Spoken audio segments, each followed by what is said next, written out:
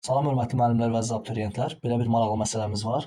Atışlara aid məsələdir. H hündürlüyündən 30 metr bölü saniyə sürətlə aşağı doğru atılan M1 kütləli cisim yerə 50 metr bölü saniyə sürətlə dəyir. Sürtünmə nəzərə alınmadığına görə M2 kütləli cisim həmin H hündürlükdən sərbəst buraxılarsa yerə neçə metr saniyə sürətlə dəyər?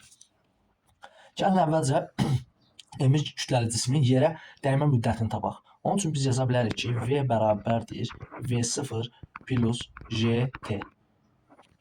Onda buradan deməli son sürətimiz nə qədərdir? 50. Bərabər başlanan sürət 30. Üstə gəlsin. J 10. T-də olduğu kimi saxlayırıq. Buradan T olur 2 saniyə. Deməli, cisim 2 saniyə baxın bu məsafəni qət edir. İndi H bərabərdir V0 T üstə gəlinsin. JT kvadratı bölünsün 2 düsturundan hündürlüyümüzü tapa bilərik. V0 başlanan sürət 30. T2 üstə gəlinsin. 10 vurulsun 2'nin kvadratı 4 bölünsün 2. O da olacaq bərabərdir 80 metr. Deməli, bu H hündürlüyümüz nə qədər oldu? 80 metr. Bura oldu 80 metr.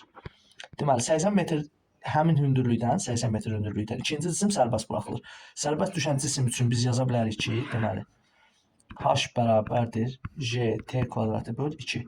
Buradan T bərabər olacaq kök altında 2H bölünsün J'yə.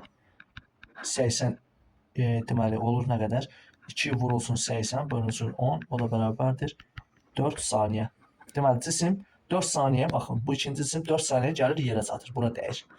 4 saniyə yerə gəlir çatırsa, biz onda asanlıqla yerə dəymə sürətini tapa bilərik. V bərabərdir, başlanğıc sürət 0 olduğundan J T düsturundan. O da bərabərdir 10 vurulsun 4, 40. Metr bölünsün saniyə. Cavabımız olacaq D var.